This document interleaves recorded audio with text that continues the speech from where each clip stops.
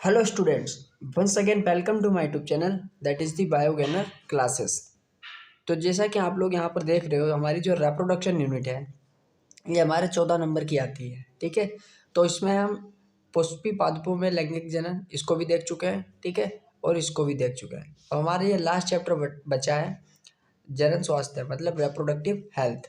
ठीक है, तो हमारा वीडियो बनाने का पर्पज़ क्या होता है, क्या पैटर्न होता है कि ये जो यूनिट्स दे रखी हैं, ठीक है, ये कितने नंबर की होती है उस हिसाब से हम क्वेश्चन को डिफाइन करते हैं। ठीक है, और जैसा कि लास्ट वीडियो में हमने देखा था तो इसमें भी मैंने एक लॉन्ग बताया था और इसमें भी एक बताया था। ठीक है, तो उम्मीद है कि जो आपका ये जो पहला चैप्टर है ना इसका जो लॉन्ग है वो ज़्यादा इंपॉर्टेंट है। ठीक है, क्योंकि हर यूनिट से एक एक लॉन्ग आएगा।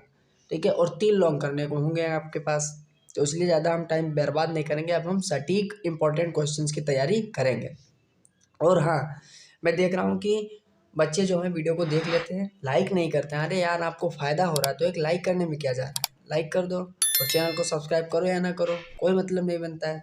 ठीक है, फ़ायदा हो रहा है तो मतलब कुछ तो देखो। चलिए, बिना टाइम को वेस्ट करते हुए हम क्या करते हैं, आपका ये वाला चैप्टर जो है इसको स्टार्ट करते हैं। चलिए, तो ये वाला जो आपका चैप्टर है जनन स्वास्थ्य, ठीक है, तीसरा चैप्टर है आपका। ठीक है, अगर आप लोग पढ़ना चाहो तो इसको पढ़ सकते हो, टाइम हो वीडियो को पॉज करके पढ़ लेना। ठीक है, हम सीधे स्टार्ट कर रहे हैं बहुविकल्पीय प्रश्न। ठीक है, जैसा कि सारी वीडियोस में हमने स्टार्ट किए थे। तो यहाँ पर आपको पता ही है कि एक जो ऑब्जेक्टिव क्वेश्चन होता है आपका 1 नंबर का होता है। ठीक है, तो क्वेश्चन नंबर 1 है आपका, एमनियोटिक द्रव की कोशिकाओं में निम्न में से किसकी उपस्थिति से भ्रूणीय शिशु का लिंग निर्धारण होता है।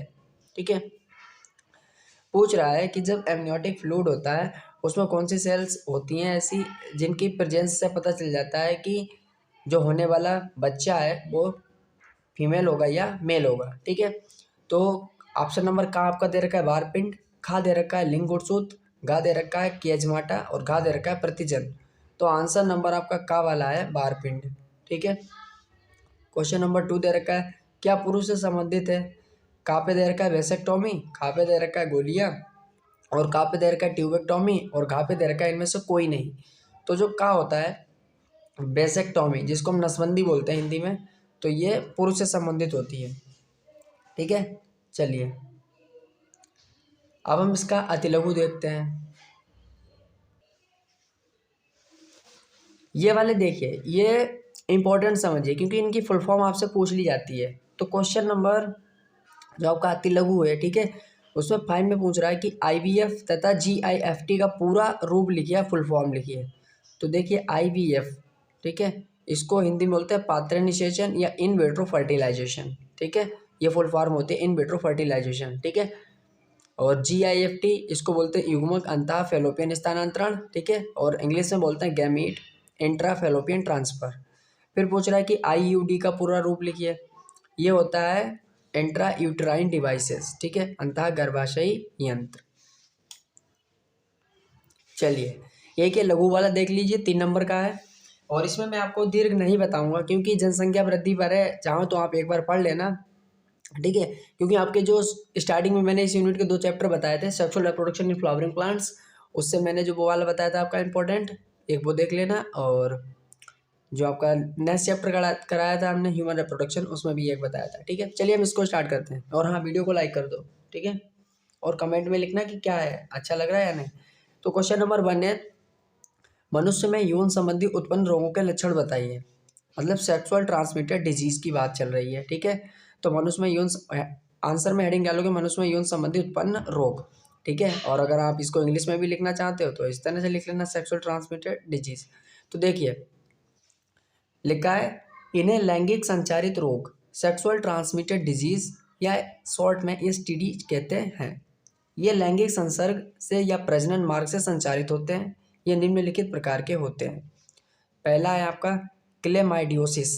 ठीक है, क्लेमाइडियोसिस ये सर्वाधिक रूप में पाया जाने वाला जीवाणु जनित स्टडीज है। अब इसमें आपको एक चीज़ याद रखनी है, आपको ये 1 नंबर में बस यही चीज़ तो पूछ सकता है कि जो क्लेमाइडियोसिस है ये वायरल डिजीज है या बैक्टीरियल डिजीज है, मतलब जीवाणु जनित है या विषाणु जनित है। ठीक है, तो ये चीज़ इसकी इंपॉर्टेंट है, आप ये याद रखना, जो लिखा है जीवाणु जनित है। ठीक है, एक नंबर में पूछ लिया जाएगा, ठीक है। तो ये जीवाणु जनित है, ठीक है। अभी मैं जितने भी आपको पढ़ाऊंगा ना तो ऐसे ही, और इसी में इंपॉर्टेंट बता दूंगा, आपका काम हो जाएगा, 100% काम हो जाएगा, ठीक है, अगर भरोसा करते हो मुझ पर। तो जो क्लेमाइडियोसिस है, तो ये सर्वाधिक रूप में पाया जाने वाला जीवाणु जनित एसटीडी है। ये रोग क्लेमाइडिया ट्रैकोमैटिस, ठीक है, ये लिखा है बैक्टीरिया का नाम, क्लेमाइडिया ट्रैकोमाइटिस नामक जीवाणु से होता है, इंपॉर्टेंट है। लक्षण देखिए, सिम्टम्स क्या होते हैं। इस रोग में पुरुष के शिश्न से, जो आपका पेनिस होता है, उससे गाढ़े मवाद जैसा स्राव होता है तथा मूत्र त्याग में अत्यंत पीड़ा होती है। स्त्रियों में इस रोग के कारण गर्भाशय ग्रीवा, ठीक है, गर्भाशय व मूत्र नलिकाओं में प्रदाह इन्फ्लेमेशन होता है। उपचार न होने पर यह श्रोणि प्रदाह रोग पेल्विक इन्फ्लेमेटरी डिजीज में परिवर्तित होकर वंध्यता का कारण बनता है, ठीक है। नेक्स्ट देखिए, नेक्स्ट है आपका सेकंड सूजाक, जिसको इंग्लिश में गोनोरिया बोलते हैं। यह ग्राम रडी यानी जीवाणुवाही स्टडी है, ठीक है, ये भी जीवाणु से होता है। जो डिप्लोकोकस जीवाणु नाइजेरिया गोनोरिया, ठीक है, ये डिप्लोकोकस है, ये भी याद रखना है कि जो नाइजेरिया गोनोरिया ये बैक्टीरिया है आपका, ठीक है। और ये किस टाइप का बैक्टीरिया है, डिप्लोकोकस, ठीक है, होता है। लक्षण देखिए इसके, इस रोग का प्रमुख लक्षण यूरोजेनाइटल पथ की श्लेष्मा कला में अत्यधिक जलन होता है।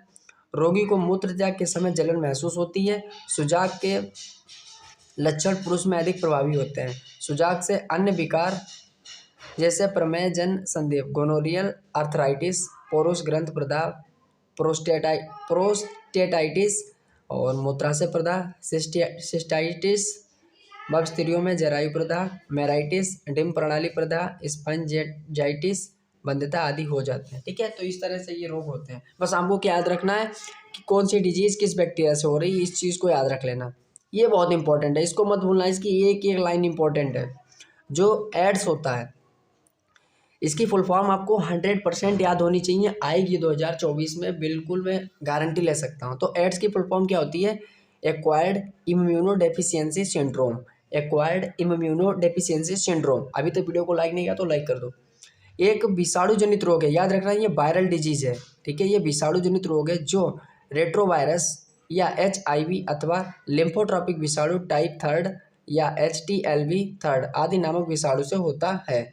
और HIV की फुल फॉर्म आपको पता होनी चाहिए, क्या होती है, ह्यूमन इम्यूनो वायरस, ठीक है, मैं अभी स्क्रीन पे लिख दूंगा, देख लेना।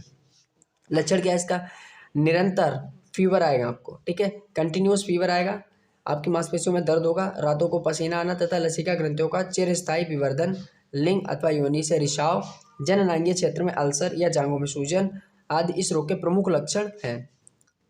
4 देखिए, जेनाइटल हर्पीज, यह रोग टाइप 2 हर्पीज सिम्प्लेक्स विषाणु टाइप 2 हर्पीज सिम्प्लेक्स वायरस से उत्पन्न होता है, ठीक है। आपको बस यही याद रखना है कि कौन सी वायरल डिजीज है, कौन सी बैक्टीरियल डिजीज है। लक्षण क्या है, इस रोग के प्राथमिक लक्षण जननांगों पर छाले पड़ना, दर्द होना, ज्वर, मूत्र त्याग में पीड़ा, लसिका ग्रंथियों की सूजन आदि हैं।